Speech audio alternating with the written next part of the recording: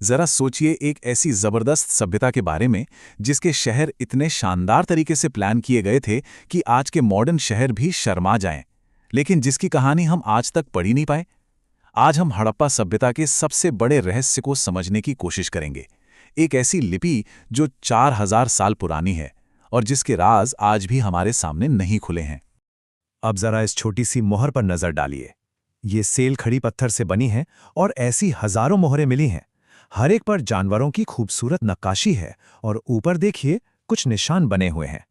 यही है उनकी लिखावट, उनकी अपनी आवाज, एक ऐसी आवाज जिसे हम आज तक सुन नहीं पाए हैं। तो सवाल यह है कि अगर हम उनके शब्द ही नहीं पढ़ सकते तो फिर उनके बारे में जानेंगे कैसे? यहीं पर हमें जासूस बनना पड़ेगा। हमें उन सुरागों को एक एक करके जोड़ना होगा जो वो अपने पीछे छोड़ गए हैं। उनकी इमारतें, उनके औजार, उनके शहर, ताकि हम उनकी कहानी को फिर से बुन सकें। तो चलिए, जब तक हम उनकी भाषा को डिकोड नहीं कर लेते तब तक उन सुरागों पर गौर करते हैं जो हमें पत्थर और मिट्टी में दबे मिले।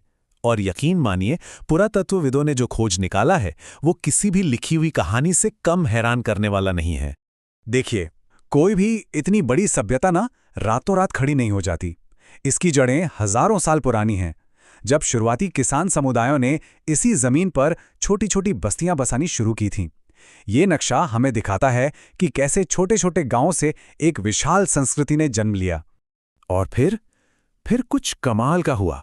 ये सभ्यता अपने चरम पर पहुंची और इसका फैलाव बस हैरान कर देने वाला था। ये आज के पाकिस्तान और भारत के एक बहुत बड़े हिस्से में फैली हुई थी। मतलब प्राचीन मिस्र और मेसोपोटामिया की सभ्यताओं को मिला भी दें तो उससे भी बड़ा इलाका था ये टाइमलाइन हमें बताती है कि ये कोई छोटी मोटी सभ्यता नहीं थी। इसकी शुरुआत लगभग 6000 ईसा पूर्व में हुई और ये 1300 ईसा पूर्व तक चली। मतलब जब मिस्र में पिरामिड्स बन रहे थे, ठीक उसी वक्त यहाँ हड़प्पा के शहर भी अपनी बुलंदी पर थे। यह हजारों साल तक चलने वाली एक मजबूत दुनिया थी। तो अगला बड़ा सवाल यह है कि आखिर इतने बड़े एरिया में लाखों लोग रहते कैसे थे, खाते क्या थे? इसका जवाब हमें उनकी रोजमर्रा की जिंदगी से मिले सुरागों में मिलता है। ये जानना ना बड़ा दिलचस्प है कि हमें ये तक पता है कि उनकी थाली में क्या होता था। पुरातत्वविदों को जले हुए अनाज के दाने मिले हैं जो बताते हैं कि वो गेहूं, जौ, दाल और तिल जैसी कई फसलें उगाते थे। और गुजरात जैसे इलाकों में तो बाजरा भी मिला।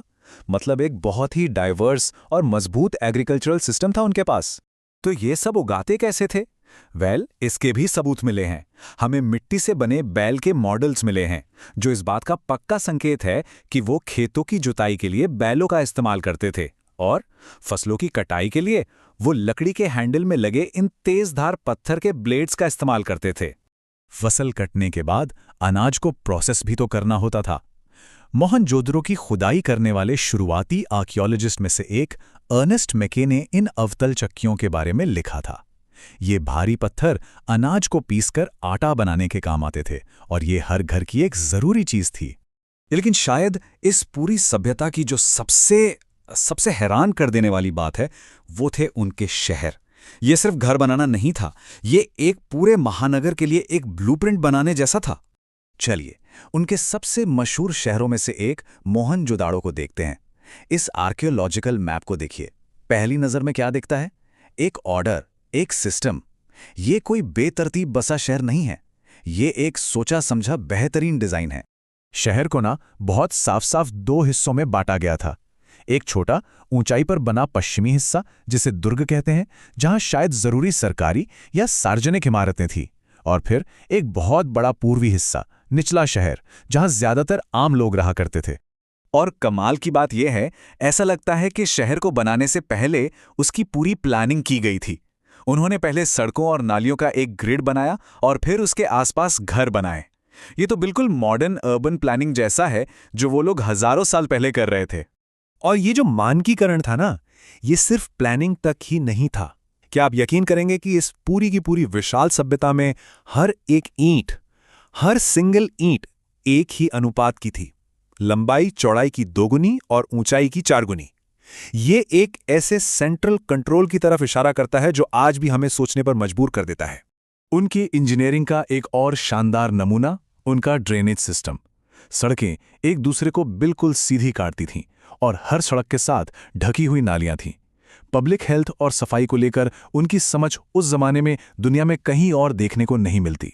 अब चलिए शहर के उस ऊंचे वाले हिस्से यानी दुर्ग पर जरा करीब से नजर डालते हैं। यहाँ हमें कुछ बहुत ही अनोखी इमारतें मिलती हैं जो बताती हैं कि ये एक खास जगह थी। दुर्ग की सबसे प्रसिद्ध इमारत है ये विशाल स्नानागार या द ग्रेट बाथ। ये एक आंगन के बीच में बना एक बहुत बड़ा आयताकार टैंक है। ये कोई आम स्विमिंग पूल नहीं था, ये इंजीनियरिंग का एक चमत्कार था जिसका कोई बहुत जरूरी मकसद रहा होगा।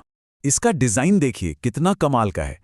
टैंक में उतरने के लिए दोनों तरफ सीढ़ियां हैं और इसे जिप्सन के गारे से पूरी तरह वाटरप्रूफ बनाया गया था। इसके चारों तरफ कमरे थे और पास के कुएं से इसमें पानी भरा जाता था। इन सब बातों से लगता है कि शायद इसका इस्तेमाल किसी खास धार्मिक अनुष्ठान के लिए होता था। तो जब हम ये सब देखते हैं, इतने बढ़िया प्लान किए गए शहर, एक जैसी ईंटें, ये बड़े बड़े स्ट्रक्चर्स, तो ये सब हमें हड़प्पा के समाज के बारे में क्या बताता है? ये सारी चीजें एक ही तरफ इशारा करती हैं कि इस तरह के काम करने के लिए एक बहुत मजबूत ऑर्गेनाइजेशन की जरूरत होती है। ये दिखाता है कि कोई सेंट्रल अथॉरिटी थी जो इतने बड़े पैमाने पर लोगों और संसाधनों को कंट्रोल कर सकती थी। ये सिर्फ लोगों का एक झुंड नहीं था, ये एक बहुत ही जटिल और संगठित सभ्यता थी। और ये हमें ठीक वहीं वापस ले आता है जहां से हमने अपनी बात शुरू की थी। हम उनके शहरों का नक्शा बना सकते हैं, उनके खाने पीने की चीज़ों का विश्लेषण कर सकते हैं और उनकी इंजीनियरिंग की तारीफ कर सकते हैं, लेकिन हम उन्हें सुन नहीं सकते।